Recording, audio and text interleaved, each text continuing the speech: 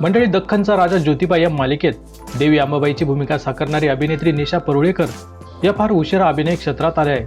म्हणजेच अगदी लग्न होऊन त्यांना एक मुलगी झाली, त्यानंतर काही काळाने त्या अभिनय क्षेत्रात आल्या आहे. यासाठी त्यांना त्यांची नोकरी सोडावी लागली. पण मंडळी, अभिनय क्षेत्रात उशिरा येऊन सुद्धा आज त्या एक प्रसिद्ध अभिनेत्री आहेत.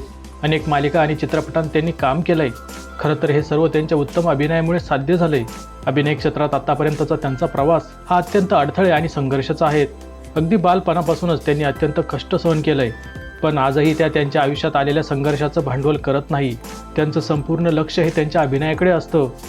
अभिनेत्री निशा परुळेकर या मूळच्या सिंधुदुर्गमधील आहेत. पण नोकरीनिमित्त आईवडील मुंबईत आल्याने त्यांचं सर्व बालपण मुंबईत गेलं. शिक्षणही मुंबईत झालं.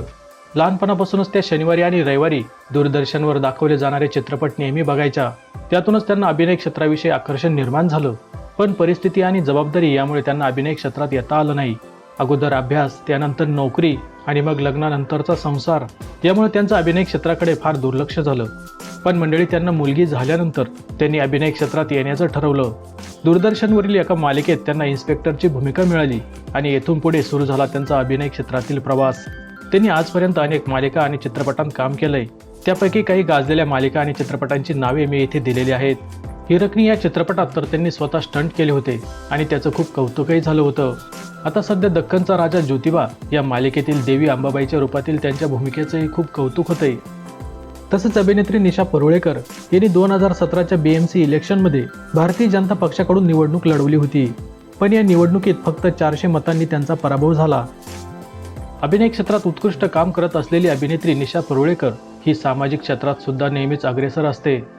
तिचं कुटुंब, अभिनय क्षेत्र आणि सामाजिक काम या तीनही गोष्टी त्यांनी अतिशय उत्तमरित्या सांभाळल्या आहे. अभिनय क्षेत्रात तर त्यांना अत्यंत मेहनती आणि गुणी अभिनेत्री म्हणून देखील ओळखलं जातं. नोकरी आणि लग्नामुळे त्यांना अभिनय क्षेत्रात येण्यास अत्यंत उशीर झाला.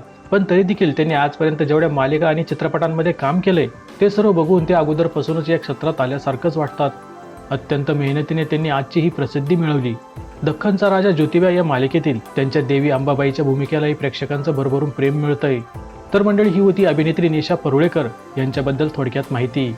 त्यांचा दख्खनचा राजा ज्योतिबा या मालिकेतील अभिनय तुम्हाला कसा वाटला ते या व्हिडिओखाली कमेंट करून नक्की सांगा.